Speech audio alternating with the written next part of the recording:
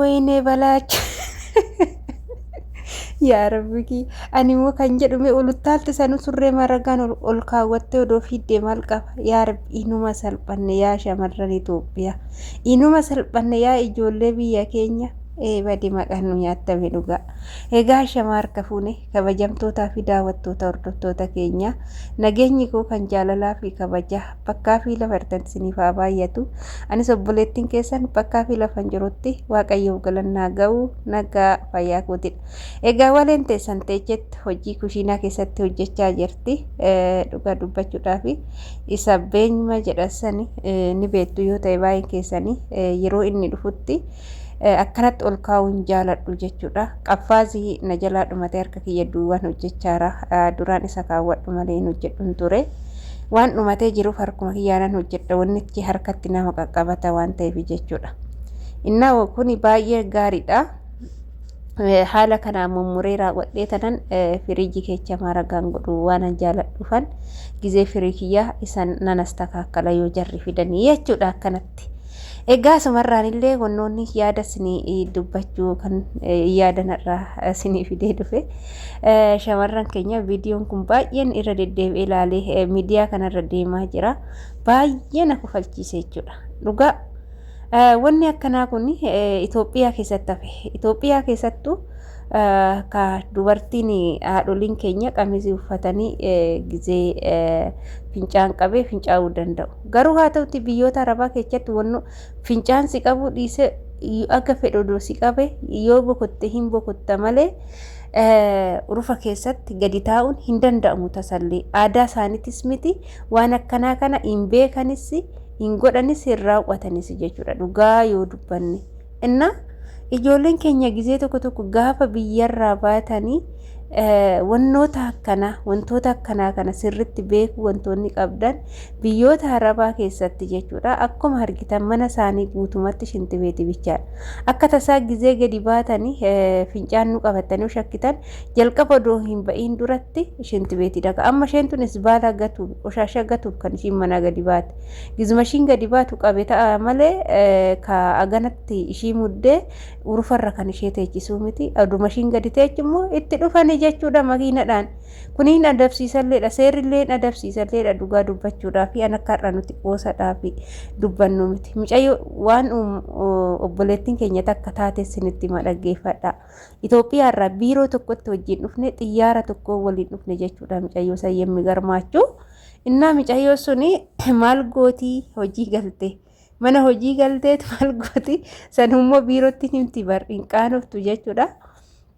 Galgala yeroo raftu mastaaxabaa kun xixiqqishuu kashintibeeti keessaa kunniin hin jiraamtire fuutee of bira gootii jechuudha. Galgala yoo fincaan ishee qabe isumarratti gadi fincoofti. Ganama yeroo kaate immoo shintibeetii keessatti gadi natti. Osuma akkana jettu baatii 3 guutuu mana tokko keessa hojjette. Osuma maal gootu mastaaxabaa gubbaarratti fincaa osoo gadi nattu jechuudha. Innaa guyyaa tokko madaaminni argite ni shakkite.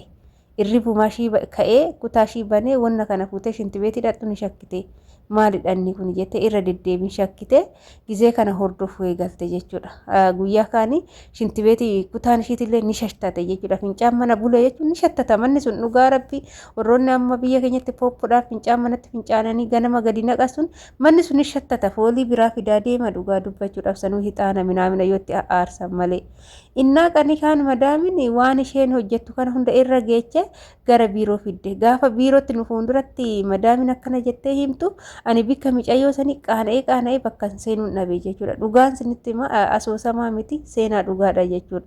Innaa warroota biirootti mucayyoo sun jaanjaa dhufte siruma booda irratti warri biiroo gara Itoophiyaa ishee deebisee gara biyyaa ishee galchee jira jechuudha. Wanni kana siniif jedheef ijoollee keenya wantoonni biyyoota Arabaa keessatti godhamuu hin qabne gochuu wantoota biyya keenya aadaa fakkeenyaaf aadaan keenya fi aadaan biyyoota Arabaa garagara ta'uu danda'a jechuudha. Inna aadaa biyyoota keenya saffinee asitti ni raawwanna yoo jenne hin danda'amu. biyyoota unkaan biyyoonni keenyayyuu wantoonni akkana hafaa jira waan ta'eef barrii fi yeroon jijjiiramee jira. Teknooloojiin jijjiiramee jira.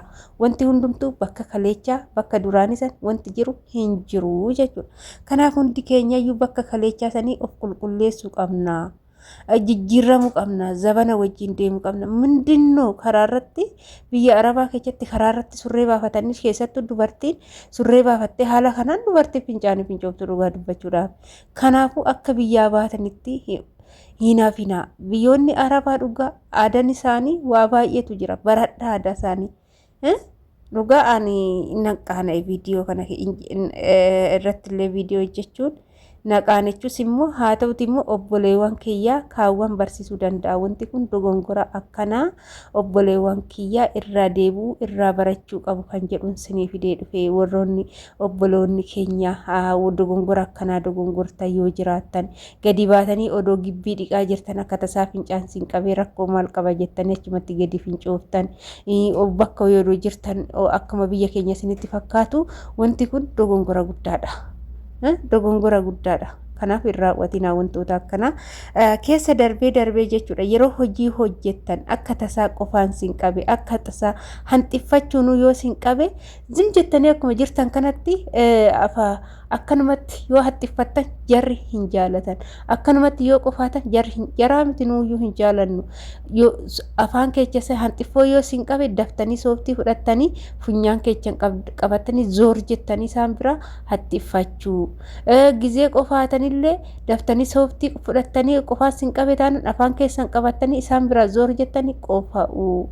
Kanaan alatti isaan fuulduratti yookaan nyaata tokko hojjechaa jirtu nyaata san irratti yoo hanxiffatte bakka madaamisi jibbiti guyyaa san irraan gizee wanna immoo akka tasaa afuufuu barbaadda akka waan wanti soramu wayii jiraate wanti akka kaamuunii wantoonni garaagaraa afuuraan of hin jedhina.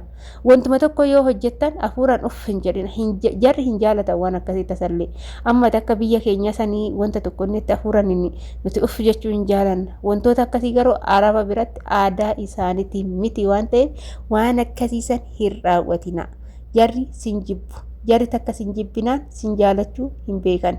Takka wanna wayii sin irratti arginaan yeruma hundumaa waan san waanuma raawwatta seense waan ta'eef adaraa keessan of eeggannoodhaan. Biyyoota Arabaa sirriitti xinniqqaaqee sin barbaachisa. Dhugaan siniin jedha hordoftoota kiyyaa. Akkasii waleen techan kun akkanatti hojjechaa jirti. Haasaallee haasa'aan jira. Bilbilan haasa'aa jira baay'isawwee obboleettiin nan jana eerfoon jana tanan hojjedha. Gizeen hojjedhu bilbila jana hundas na jedha jechuudha. Namni akka kiyyaa jiraattanii dhugaa dubbachuuf gizeen taa'ee hojjedhu yoo namni natti taasise bakka haasa'aa kolfaa taphachaa sirriittanii hojii hojjedha. Goobaziidha akkasitti ka. Kana fakkaata hordoftoota kiyya. Mee waan na furdisullee asumarraan na barreessan naante. Ani waanuma nyaadhee furdadhu dhabe. Uummanni ruuziin nu furdisee ruuziin nama furdisaa. Ani ammoo ruuziin na keechaa gadi nama gara inni dhaqu hin beeku. Inuma nyaadhalleedha. Waan nama furdisullee asumarraan nutti faa. Furdadheen gala jedheen akkami mee waansa warroonni qoricha furdinaa beektan koomentii jalatti na barreessaa ittiin fayyadamaa siniin jedha. Turtina wajjin gootanii ulfaadhaa galatooma. Mana kana laayisheer Kopi link jedhu like share gochuudhaan nu jajjabeessaa siniin jechuun asumarraan affeerraa kooti hordoftoota keenya abjuu keenya kaayyoo keenya dagachuun qabnu gola madaamii keessatti xinniqqaaqiidhaan hojjennee milkoofne akka jarri nu jaalatan goone jara jaalalaan barbinnee harka keenyatti galchuu dandeenya. Dhugaa rabbi anamma jara tana quxuxurii kiyya jalan oolchee dhugaa sanitti hima. Akkamitan quxuxurii kiyya jala oolchee viidiyoo isa lammataatiin walitti deebinaa waan hojii turtaniif ulfaadhaa galatooma turtii gaarii.